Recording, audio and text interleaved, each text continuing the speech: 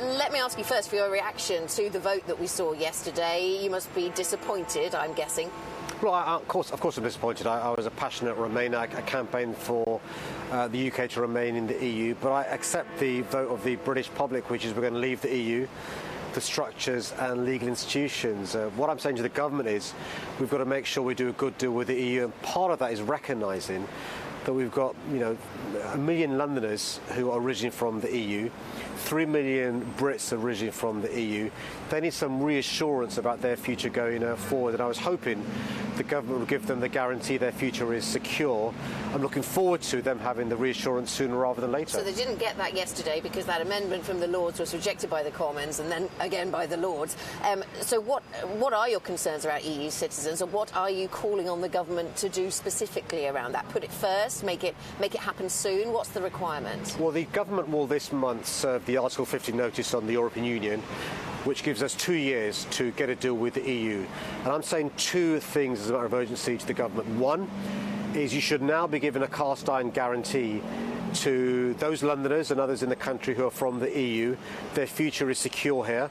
Many are married to Brits, they've got children who are Brits, they've got family members who are Brits, but they contribute hugely to our country, our economy and our prosperity. Secondly, the government's got to accept there's a possibility we won't do a deal in 2 years. If we don't do a deal with the EU in 2 years and 1 day, we fall off the cliff edge.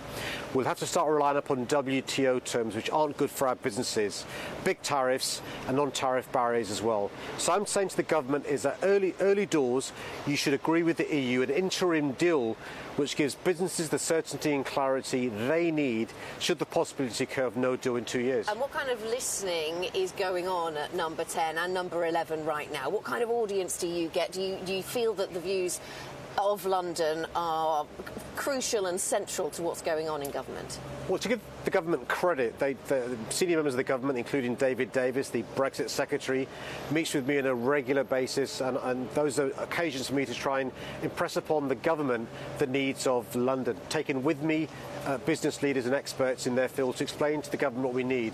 The first stage is make sure the government understands what our needs are. We are the engine for our country. If London does well, the country benefits. If London suffers, the country suffers too. The second stage is when it comes to the government negotiating with the EU. They have at their fore of their mind what London's needs are, and the proof of the pudding's going to be at that second stage when it comes to the government talking to the EU. You must have been watching with interest what came from Edinburgh yesterday. Nicola Sturgeon announcing she's going for independence referendum number 2. I mean, London didn't vote for this by a similar margin to Scotland. I mean, Scotland, 62% Remain, London almost 60% Remain. You're not thinking of taking a leaf out of her book? Look, I'm really proud that London was the one region in England to vote to Remain decisively, so I'm not going to unilaterally declare independence. As much as I love the sound of El Presidente, I believe in the nation state.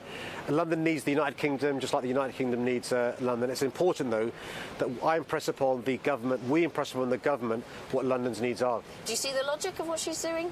Well, it's for Nicola Sturgeon to explain the logic of her decision. I think the reality is we've not served the Article 50 notice yet, so we can't really know what the negotiation from the EU is going to be. And so it's for Nicola Sturgeon to explain the motivations for her indeed reference too. Does what she's doing provide some backdrop for you to call for more devolution to London, more decision-making to actually take place within London to get around what she's called a democratic deficit in the Scottish case? The point I've been making to the government is that the Brexit vote necessitates the government giving more powers to cities, regions and nations, because the reality is as power and resources come back from Brussels and Strasbourg, they should be given not to civil servants in Whitehall but to mayors, regions and nations at the same time.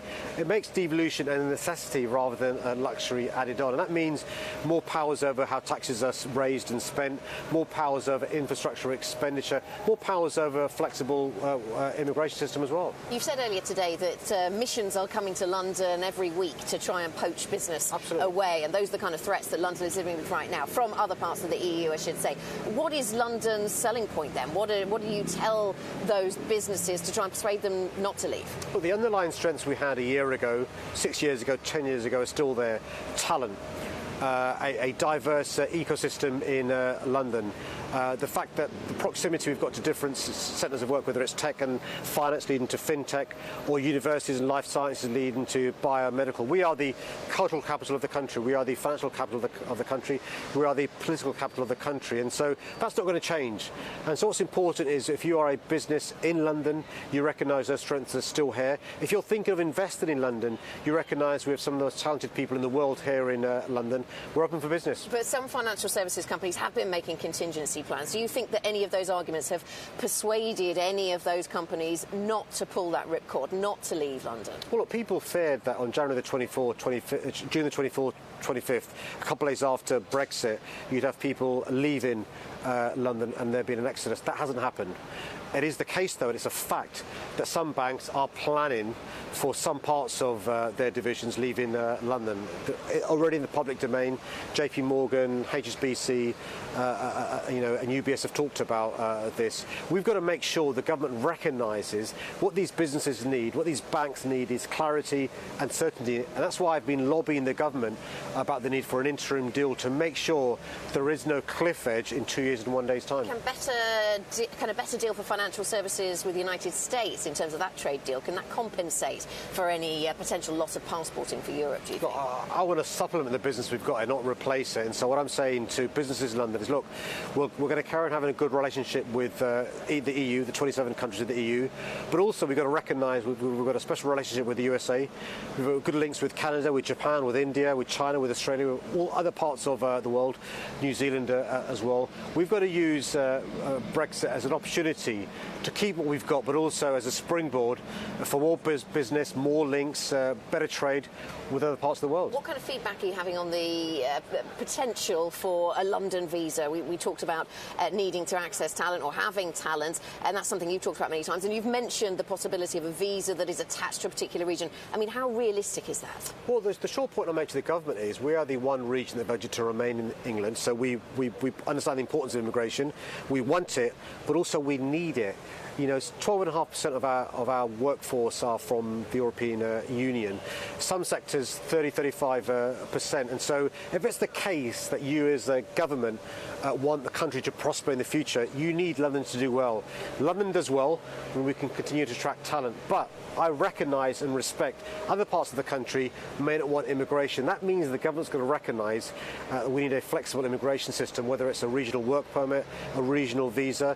The London Chamber of Commerce, London First, and the business groups have done some work around this. I want to work with the government with a resolution to this conundrum of how we ensure we can attract talent to London, but recognise other parts of the country don't want it. Yeah, so watch how you square that circle.